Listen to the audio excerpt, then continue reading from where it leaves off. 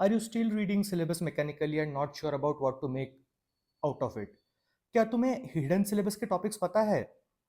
You are still not sure about when scorers say that focus on syllabus and develop interlinkages.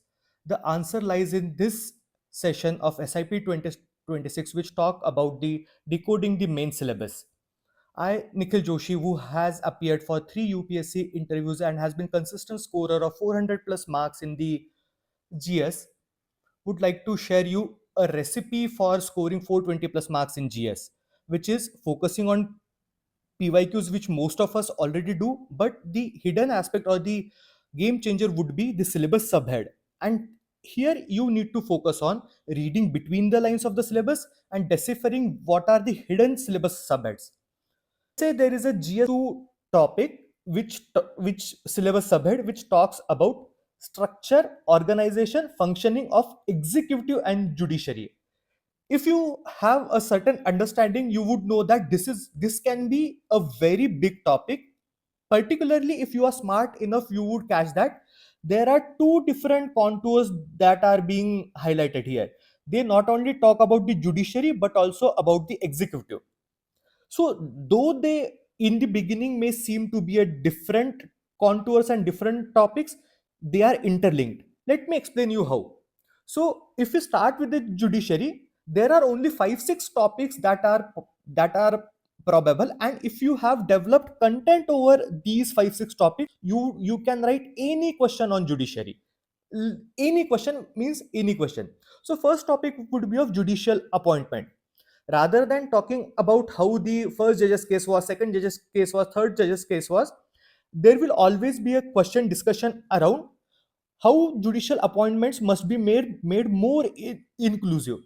How would I know this question is very probable? Because in 2021 they talked about the representation of women in judiciary. Inclusivity not only comes from the gender but also other aspects as well. Similarly, the finalization of memorandum of procedure for appointment is can be another topic which inspires a question around appointment. So if we know the contours of appointments, any question related to appointment can be answered by this. Similarly, considering the debate which happened around the burning of cash in one of the high court justices, judicial accountability becomes a very probable and very possible question, and it has always been an evergreen topic since the era of the four judges press conference which took place a few years back. And if we talk about the accountability, then automatically I would know that it may lead to the debate of judicial independence versus the judicial accountability. So if you are been with me now, you would know that I have already linked three topics together. And since there is a issue of accountability and appointment, there would always be the case of pendency of cases in the judiciary. So there, why, how aspects, what are best practices, what should be done. I would know that there is a question on pendency, and I have prepared such content. I can use these best practices.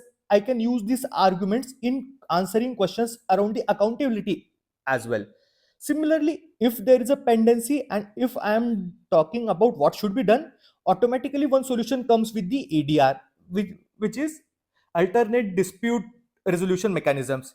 And one of the focus of ADR is tribunalization, like the question which came this year. And if one is smart enough and if one knows read syllabus very consciously and has someone tell you the what kind of contours are there from tribunalization, natural progression would be the topic of separation of power. So I hope you are understanding how I linked one topic of structure, organization, functioning of judiciary to the separation of power, which is another topic of GS2. And since there is a debate around the separation of powers, automatic the next question in the linkages and thought chain would be debate around judicial activism and judicial overreach. In turn, leads to the structure, organization, and functioning of the executive.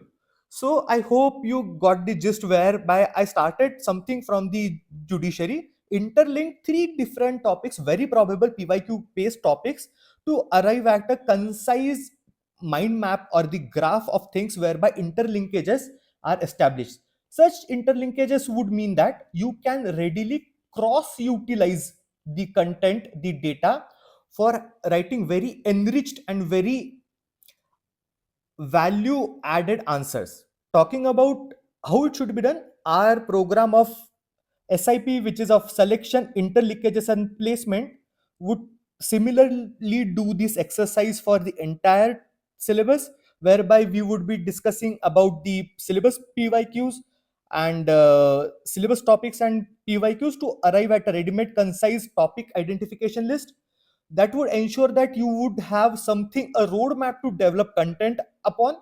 And if we have such developmental uh, approach and topic analysis, then we can always think, ponder to develop certain interlinkages.